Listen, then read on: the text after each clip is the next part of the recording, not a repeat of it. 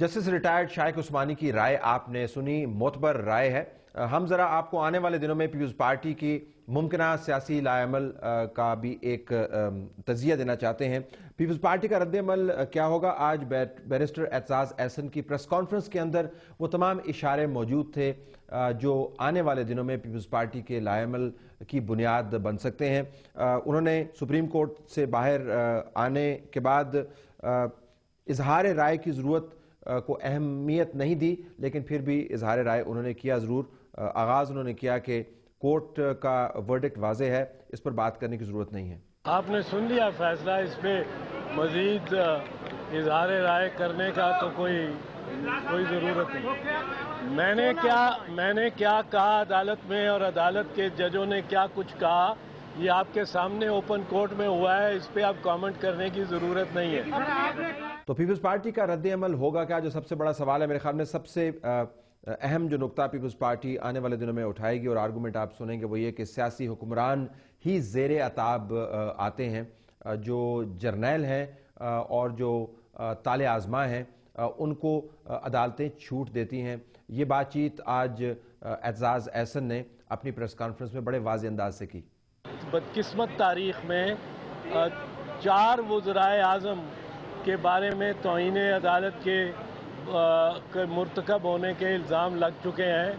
عدالت کو نوٹس اگر لینا چاہیے تو ایسی توہین عدالت کا بھی لینا چاہیے جس میں جرنیلوں نے، جو کہ وہ بھی پاکستانی ہیں، انہوں نے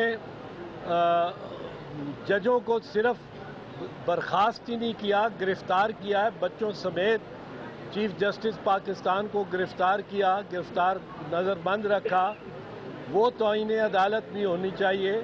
اور صرف سویلین آپس میں، سویلین ادارے، ہر سویلین پرائم منسٹر وہ توہین عدالت کا مرتکب پایا جاتا ہے، جبکہ بہت بڑے گھناؤنی توہین عدالت کرتے ہیں دیگر یہ اسٹیبلشمنٹ والے اور فوجی آرمی چیفز۔ یقیناً نقطہ اہم ہے، لیکن اس کیس سے اس معاملے کا تعلق نہیں ہے۔ تمام لوگوں کا احتساب ہونا چاہیے، اور ہم تو بہت عرصے سے کہتے آ رہے ہیں کہ جنرل مشرف کے احتساب میں کیا چیز مانے ہے، لیکن کیا جنرل مشرف کا احتساب نہ ہونا ایک چھوٹ کا باعث بن سکتا ہے موجودہ حکمرانوں کی طرف سے اگر توہین عدالت کی جا رہی ہے اور عدالت خود ڈٹرمن کر رہی ہے؟ سیپریٹ کیسز ہیں۔ بہرحال یہ نقطہ پیپلز پارٹی اٹھائے گی۔ جمہوریت خطرے میں ہے، یہ نعرہ بھی آپ کو سننے میں ملے گا، اور اعتزاز احسن نے آج اس کا ذکر بھی کیا کہ ادارے جو ہیں وہ آپس میں ٹکراؤ کا باعث کہیں نہ بنے اور کوئی اور اس سے فائدہ نہ اٹھائے۔ نہیں، وہ میں ان کو بتا رہا تھا کہ میں چاہتا ہوں کہ جمہوریت اور قانون کی حکمرانی رہے اس ملک میں، جمہوریت بھی پسپا نہ ہو۔ میں نے جو گزارش کی تھی کہ قانون کی حکمرانی بھی رہے اور جمہوریت بھی رہے، دونوں اداروں میں ایک تناؤ کھچاؤ کا معاملہ ختم ہو، اور میری خواہش یہی تھی کہ سویلین اداروں میں سپریم کورٹ قانون کے دائرے میں سویلین سب سے بڑا سویلین ادارہ ہے، پارلیمنٹ جمہور کی نمائندگی کرتے ہوئے سب سے بڑا سویلین ادارہ ہے۔ تیسرا ادارہ ان دونوں کے دائرے کے اپنے اپنے ماتحت ہے، اور اس سے فائدہ کوئی تیسرا فریق نہ لے جائے۔ بڑا ایک آرگومنٹ آپ کے سامنے آ رہا ہے کہ قانون کی حکمرانی بھی قائم رہے اور جمہوریت بھی قائم رہے۔ جو ہم نے جمہوریت کے بارے میں پڑھا ہے تمام تر ان کتابوں میں، جہاں پر ان لوگوں کی کہاوتیں، ان لوگوں کے خیالات و تصورات موجود ہیں جنہوں نے جمہوریت کو پنپنے کا انٹلیکچولی موقع دیا، وہ تو کہتے ہیں کہ کوئی جمہوریت کام نہیں کر سکتی اگر قانون کی حکمرانی نہیں ہے۔ لیکن اب یہ نیا آرگومنٹ آپ سنیں گے کہ قانون کی حکمرانی اور جمہوریت کا آپس میں ٹکراؤ نہیں ہونا چاہیے، جس طرح دونوں علیحدہ علیحدہ چیزیں ہیں۔ عدالتی تعصب کی بات چیت بھی آپ سنیں گے۔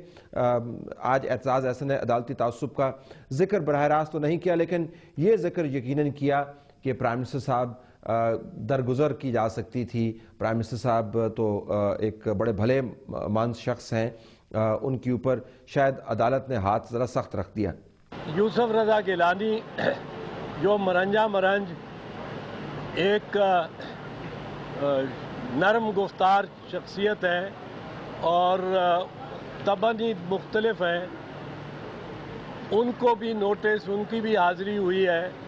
میں چاہتا تھا کہ یہ معاملہ ایک درگزر کی بنیاد پہ آگے بڑھے۔ جسٹس شائق عثمانی ناظرین آپ کو بتا چکے ہیں کہ اس بینچ کے پاس مینڈیٹ تھا ہی نہیں اس 17 رکنی بینچ کے فیصلے کو میں رد و بدل کرنے کا، لہٰذا پرائم منسٹر صاحب کے پاس بھی گنجائش بنتی تھی اگر وہ عدلیہ کو یہ واضح انڈیکیشن دیتے کہ اس فیصلے کے اوپر عمل درآمد کریں گے۔ وہ انہوں نے نہیں انڈیکیشن دی اپنے وکیل کے ذریعے اور حالات یہاں پر آ پہنچے۔ میڈیا پر بھی الزام تراشی آپ کو نظر آئے گی حکومت وقت کی طرف سے آنے والے دنوں میں جو اسٹریٹجی ہوگی، اور اعتزاز احسن جن کا ایک کنسسٹنٹ گراؤز ڈیولپ ہو گیا ہے میڈیا کے اگینسٹ، آج پریس کانفرنس کے اندر بھی کچھ کھٹا میٹھا ہوا میڈیا کے حوالے سے۔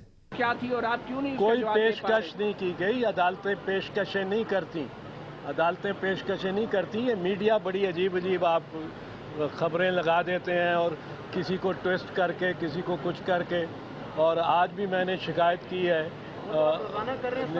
سر وہاں سے کچھ کمنٹ بھی آئے ہیں میڈیا کے حوالے سے، آپ نے اس کا ذکر کیا؟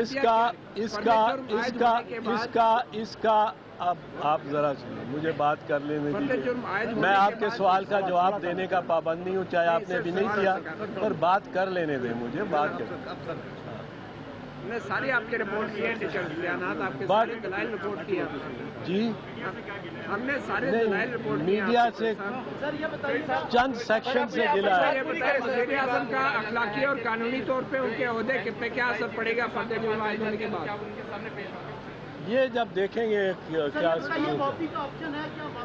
تو میڈیا پر الزام تراشی ہوگی، اور یقیناً میڈیا کے اندر آپ کو بعض جگہ پر تعصب کی سٹریک نظر آتی ہے، لیکن میں ہمیشہ یہ کہتا چلا آیا ہوں کہ تعصب کی سٹریک کو دونوں انداز سے دیکھیے۔ آج جب ہم کوریج دیکھ رہے تھے تو ایک بڑے چینلز کے اوپر، مین سٹریم چینلز کے اوپر جو دوسرے اور تیسرے نمبر کے اوپر آتے ہیں، جس قسم کے تبصرے ہو رہے تھے وہ شاید حکومت کے نمائندگان اس سے بہتر اپنا کیس پلیڈ نہیں کر سکتے۔